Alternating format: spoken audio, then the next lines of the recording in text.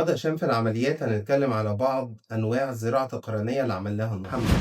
محمد أخ لتلات إخوات، مروة وفرحة ومحمد. التلاتة عندهم عتامة في القرنية مولودين بيها نتيجة مرض وراثي في القرنية بيؤثر على الطبقة الداخلية في القرنية، تصبح القرنية منفوخة ومعتمة.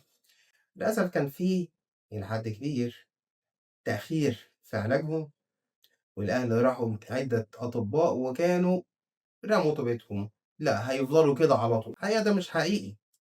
قدرنا الحمد لله بفضل ربنا إن إحنا نشتغل أول عين في كل طفل من الأطفال دي زرع قرنية طبقي خلفي من 3 شهور. النتائج كانت مبهرة، قرنية رجعت تاني سليمة وشفافة وبيشوفوا بيها. ده اللي شجعنا إن إحنا ندخل في فرحة ومروة الأسبوع اللي فات واللي قبله في العين التانية، والنهاردة محمد عملنا له عينه التانية. الحمد لله كلهم الست عيون عملنا فيهم زرع قرنية طبقي خلفي، زرع خلايا داخلية للقرنية علشان تقدر إن هي تمتص المية زيادة لداخل القرنية وتقلل الارتشاح وترجع تاني شفافة.